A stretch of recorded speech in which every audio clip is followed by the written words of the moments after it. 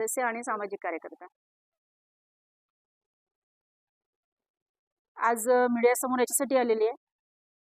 माझं आंदोलन दिनांक 7 तारखेपासून इथे उपसंचालक आरोग्य विभाग कार्यालयासमोर सुरू आहे। विषय होता जिल्हा सामान्य रुग्णालय येथील जिल्हा शल्य चिकित्सक डॉक्टर वर्षा लहाडे यांना जिल्ह्यातून बाहेर काढण्यासंदर्भामध्ये डॉक्टर वर्षा लहाडे ह्या पूर्ण हयातीमध्ये त्यांच्या शासकीय सेवेच्या पूर्ण हयातीमध्ये ह्या वादग्रस्त म्हणून प्रचलित आहेत। नंदुरबार जिल्ह्यातून सुद्धा त्यांना हाकलण्यासाठी विविध आदिवासी संघटनांनी आंदोलन केलेले आहेत आणि त्यांना तिथून हटवलेलं आहे।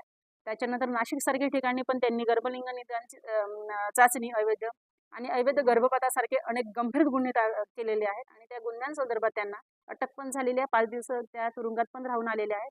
अशा भ्रष्ट अधिकाऱ्यांना गडचिरोलीमध्ये थोपवणं ही कुठेतरी चुकीची गोष्ट आहे असं मला शासनाला सांगणं आहे। या भ्रष्ट महिला अधिकाऱ्याला आर्थिक व्यवहारामध्ये हिचा भ्रष्टाचार खूप हे झालेला आहे। त्याच्यामध्ये चुकीच्या मार्गाने आर्थिक व्यवहार करणाऱ्या जिल्हा सामान्य रुग्णालयातील अधिकाऱ्यांना कर्मचाऱ्यांना अधीनस्थ ठेवून इच्छे कार्यक्रम वाढलेले आहेत। त्याच्यामुळे शासनाला माझं तुमच्या मार्फतीने सगळ्या पत्रकार बंधूंच्या मार्फतीने एवढंच सांगणं आहे की हिला आमच्या जिल्ह्यातून बाहेर काढावं आणि तिच्या सोबत असलेला ज्यांनी म्हणजे माझ्याकडे तक्रार मागे घेण्यासाठी माझ्या घरी स्वतःच्या हाताखाली शासकीय कर्मचाऱ्याला पाठवलं। डॉक्टर नाही धीरज लोखंडे म्हणून जो कर्मचारी आहे त्याला माझ्या घरी पाठवलेलं होतं की ताई यांची बदली होऊ शकत नाही आणि तुम्ही तक्रार मागे का पैसे घेऊन पाठवलेलं होतं। तर मला एवढंच म्हणायचं आहे जर ही भ्रष्ट नसेल तर हिने पैसे घेऊन माझ्या घरी स्वतःच्या हाताखालच्या कर्मचाऱ्याला का पाठवावं।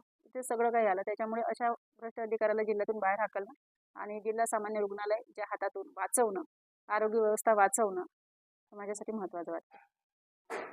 काय म्हटलं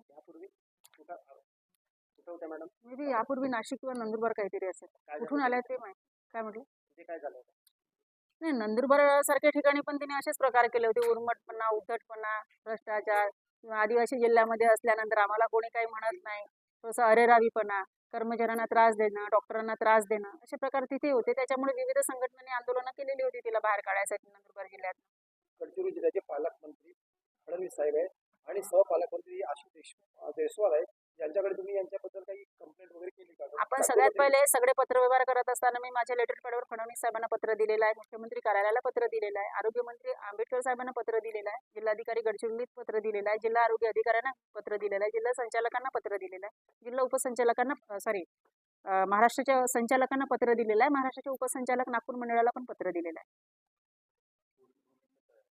पुढील भूमिका गडचिरोलीमध्ये यांनी समजा आता मला उद्या जी समिती येते चौकशी समिती येते त्या चौकशी समितीचा अहवाल मला लवकरात लवकर देण्याचं त्यांचं म्हणणं आहे। उपसंचालकांचा शशिकांत शंभरकरांचा त्याच्यानंतर तो अहवाल त्यांचा संचालकांकडे जाईल आणि लवकरात लवकर त्यांची तडपातडपी इथून बदली करण्यात येईल असं त्यांचं म्हणणं आहे। जर बदली झाली नाही तर मी गडचिरोलीमध्ये तर आंदोलन करेन। मी याच्यानंतर नागपूरला बसणार ना मी थेट मुंबईला संचालकांच्या कार्यालयासमोर माझं ठिय्या आंदोलन ठेवेन माझ्या सगळ्या सामाजिक विविध संघटना आदिवासी संघटनांना घेऊन।